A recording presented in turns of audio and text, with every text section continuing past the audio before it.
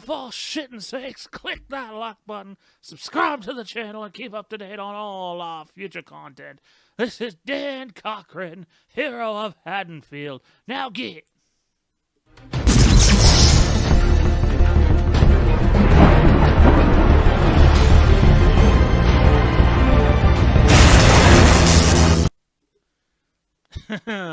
Oh, I tell you, that Dan Cochran, he's quite the character. Those of you are probably sitting there thinking to yourselves, most of you actually, who the fuck is Dan Cochran? And why is he the hero of Haddonfield? You're about to find out. We have some entertaining stuff coming your way. Dan Cochran is a character from a Halloween fan film I participated in, a series of them actually, way back in the roughly 2007 through 2010 range. A lot of hard work went into it, and if you like dark comedy and just over-the-top stupidness, you're going to enjoy him. He has a checkered past with one Michael Myers, so that should be some entertaining shit for you guys to watch. Hopefully you'll enjoy it. But today is Sunday. Didn't even need to check my phone to confirm it's Sunday. So maybe that means things are getting better. Who knows, really. Hopefully you and your loved ones are staying safe out there and just doing what you can to get through this time. It's Fandom Empire. I'm Sage. At least I think. Most days I am. And we're here with a Halloween Kills update for all you guys. It's a weird time out there. Everyone's sort of just doing their best to just grab whatever to report on and talk about new stuff. I seen the Scott Teams interview came out, and honestly, I thought it was just a bunch of stuff that we already knew, which is why we didn't just do a video on that, and we're doing a video on what was said from him in that, and combining that with a video we'd done previously to see if the two connect, and they most certainly do, and then some.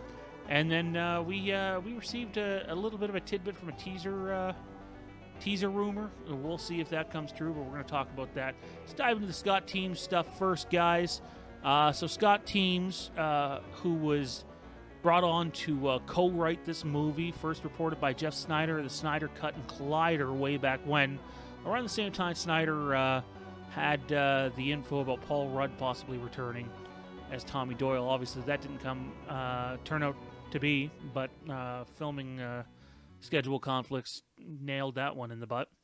But Jeff Snyder's a good dude. If he's reporting on stuff, you guys should be listening. He's accurate more often than he's not, so check him out. Anyway, basically Scott Teams, who can't say a whole lot right now, said Halloween Kills is basically Halloween 2018 on steroids, and that it's more intense and darker. And that sort of lines up with what we heard. If you've been watching our videos here, we said that this movie was very intense and gritty and had some callbacks to the original Halloween movie with lighting choices, the settings, and the atmosphere in certain shots in this movie, from what we understand, is just over the top cringe, but not in like a, oh, cringeworthy, this is terrible, but in a like, oh fuck, shit's getting intense, you know? Faster and more intense, as George Lucas would once say. So the one thing I want to pick out of his comments here, though, is he says, if you like the Halloween 2018 movie, you're going to love this movie. So I've heard that, as I'm sure all you have, but one thing that we heard here at Fandom Empire was Halloween Kills specifically is a movie that's really, really good for those of you that like Halloween 2018, but it's also really good for those that might not like Halloween 2018, and how this movie is, quite a bit different from Halloween 2018. There are elements there, obviously, with David Gordon Green having directed both movies and having Danny McBride on board, and Christopher Nelson and a bunch of others, John Carpenter as a, sort of an executive producer, but mainly just focusing on the music with his son and godson. But, from what I understand, this movie takes a step in a different direction than Halloween 2018 does. Well, yes, if you do like Halloween 2018, you'll probably appreciate this film, but they've done a good job of reaching out to some other Halloween fans that may not have liked 2018 as much as they did. So it'll appeal to them too, the fact that this movie is quite a bit different from that movie. That said, anybody who's watching this right now and is a little pissy about them, I don't want to say pandering because that's not right, but going with at least parts of the formula from Halloween 2018, you got to give your head a shake. They made $250 million worldwide off a $10 million budget. This is what happens. You don't fix what's not broken. While they are making changes, you always want to be adapting. The middle chapter of a 3-act play is supposed to be, more often than not in the good stories where it all goes to hell. And, the movie is titled Halloween Kills People. It's going to go to hell.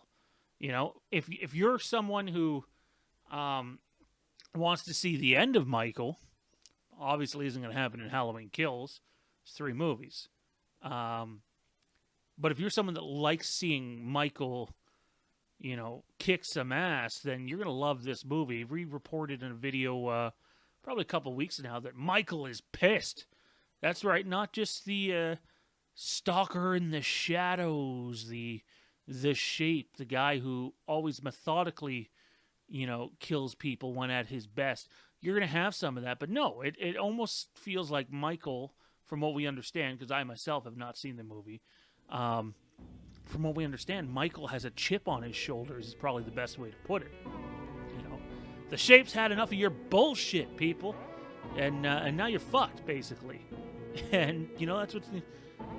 When you piss off the Shape, it's probably not going to end well.